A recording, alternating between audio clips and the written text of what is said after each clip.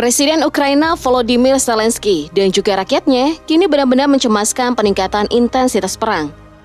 Apalagi beberapa waktu lalu, mantan Presiden Rusia Dmitry Medvedev sempat menyinggung bahwa negeri beruang merah tersebut tidak lama lagi akan mengerahkan bom terdahsyatnya untuk menuntaskan perang melawan Ukraina.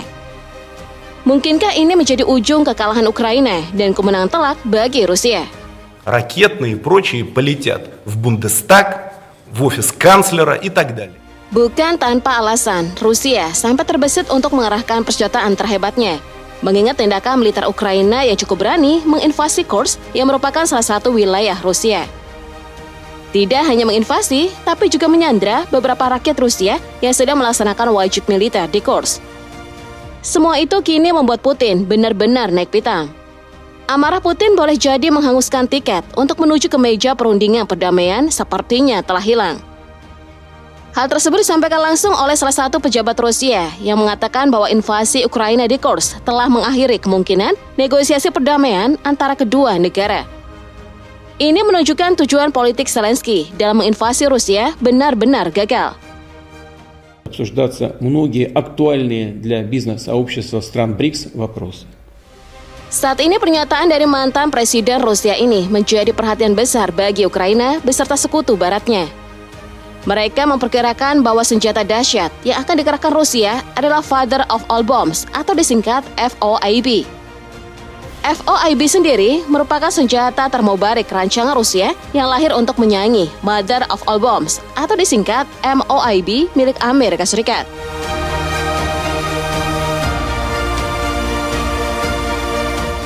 Secara spesifik, FOIB menggunakan bahan peledak termobarik yang sangat dahsyat. Dengan begitu, senjata yang diklaim sebagai bom terkuat di dunia ini memiliki kemampuan untuk meledak di udara, menciptakan gelombang ledakan bertekanan tinggi hingga efek pembakaran yang berkepanjangan. Hal ini membuatnya sangat efektif terhadap target lunak dan keras, termasuk bangunan, benteng, dan personil.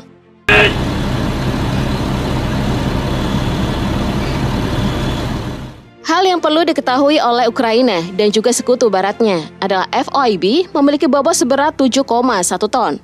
7 ton tersebut dikabarkan diambil dari bahan peledak tinggi jenis baru. Dengan hulu ledak yang sangat banyak dan juga hebat, membuat bom ini mampu menghasilkan daya ledak hingga 44 ton TNT. Daya ledak tersebut jauh lebih besar dari MOIB milik Amerika Serikat yang hanya mencapai 11 ton TNT. Padahal jika berbicara ukuran, FOIB diklaim lebih kecil dibandingkan dengan MOIB. Bahkan MOIB memiliki bobot mencapai 8,5 ton. Dengan kata lain, selisih bobotnya mencapai 1,4 ton. Namun untuk kemampuan, bom buatan Rusia ini jauh lebih mengerikan.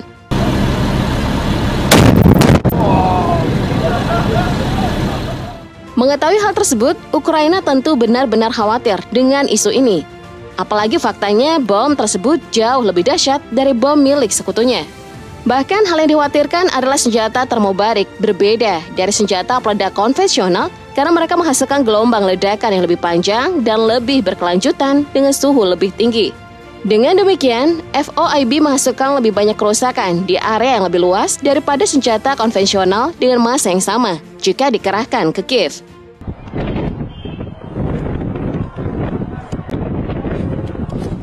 Meski begitu, untuk mengarahkan bom ini ke Ukraina, para pengamat menduga jika Rusia memiliki tantangan yang cukup berat.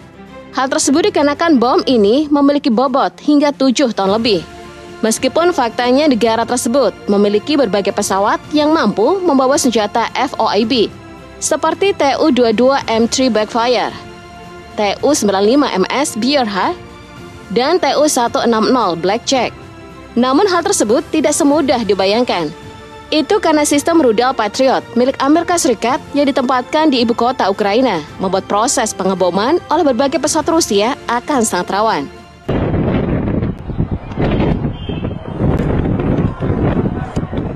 Maka dari itu, para pengamat menduga jika pernyataan Medvedev selaku mantan Presiden Rusia mengindikasikan bahwa FOIB akan dibawa langsung oleh RS-28 Sarmat.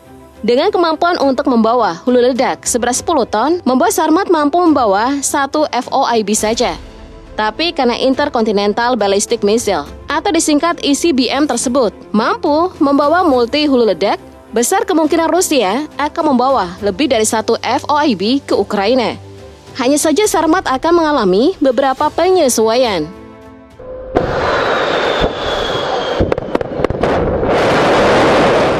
Setidaknya Sarmat harus mengurangi bobotnya untuk bisa membawa hingga 2 FOIB ke Ukraina. Dan untuk mentaktisi hal tersebut, ada 2 cara yang mungkin akan dilakukan oleh Rusia. Yang pertama, Sarmat menggunakan bahan bakar cair, sehingga jika menguranginya, maka ICBM ini secara teori memungkinkan untuk meningkatkan muatan rudal secara drastis. Tapi dengan mengurangi bahan bakar yang dibawa, membuat jangkauan jelajah Sarmat tentu akan berkurang.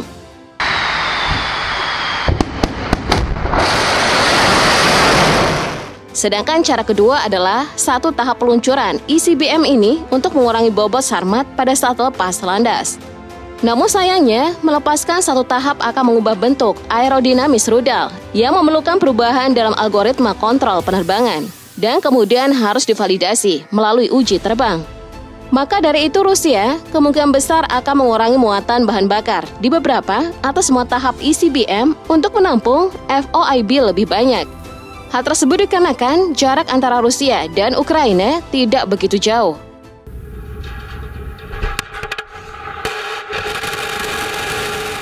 Berbeda dengan MOIB milik Amerika Serikat yang dikabarkan diangkut oleh pesawat kargo C-130 yang di dalamnya bom-bom tersebut dibawa dengan dudukan yang diletakkan di atas platform penerjunan.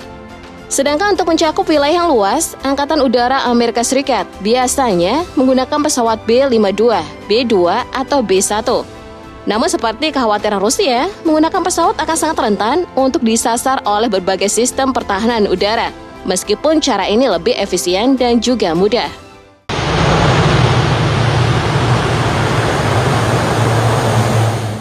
Penggunaan Sarmat untuk menjatuhkan FOIB ke Ukraina memang bisa dikatakan sangat ideal. Hal ini disebabkan karena Sarmat memiliki fase dorongan pendek, sehingga memperpendek interval saat dapat dilacak oleh satelit dengan sensor inframerah, seperti sistem inframerah berbasis luar angkasa Amerika Serikat. Sehingga hal tersebut membuatnya lebih sulit untuk dicegat, meskipun Kiev nantinya dilindungi berbagai sistem pertahanan udara seperti Patriot.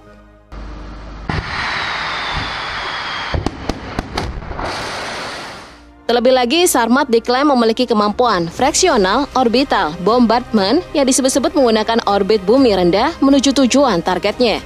Kelebihannya tentu dapat mengelabui berbagai sistem pertahanan canggih yang mampu mengancam ICBM sekelas Sarmat. Jadi apakah Rusia akan benar-benar menyerang Kiev dengan mengerahkan Sarmat yang membawa bom terkuat di dunia?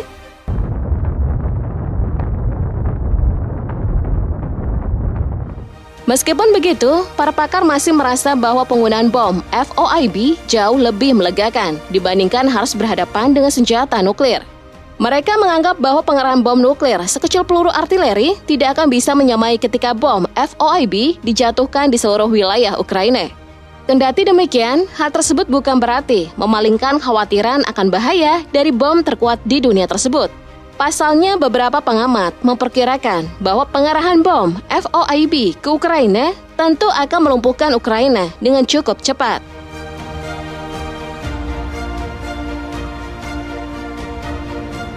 Tidak hanya itu, kerusakan tambahan dari hulu ledak seberat 7 ton itu akan sangat berat. Ini membuat Rusia akan dengan mudah merebut wilayah Ukraina dari pemerintahan. Dan yang pasti negara-negara barat akan kehilangan satu sekutunya di Eropa Timur, membuat NATO akan kesulitan untuk memata-matai Rusia.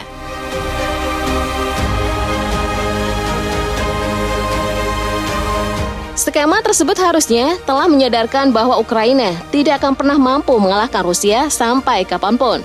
Namun Zelensky tidak henti-hentinya meminta sekutu baratnya untuk memberikannya senjata maupun melakukan intervensi ke Rusia.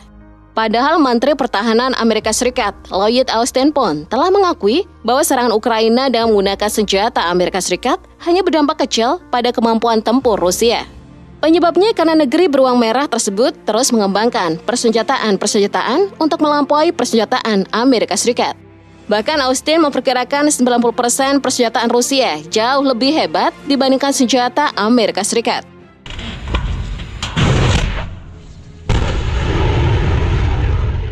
Bisa dikatakan pernyataan Menteri Pertahanan Amerika Serikat tersebut telah mengakui bahwa kekuatan militer Rusia tidak akan bisa dikalahkan oleh Ukraina, meskipun negeri Paman Sam pun turut serta dalam peperangan.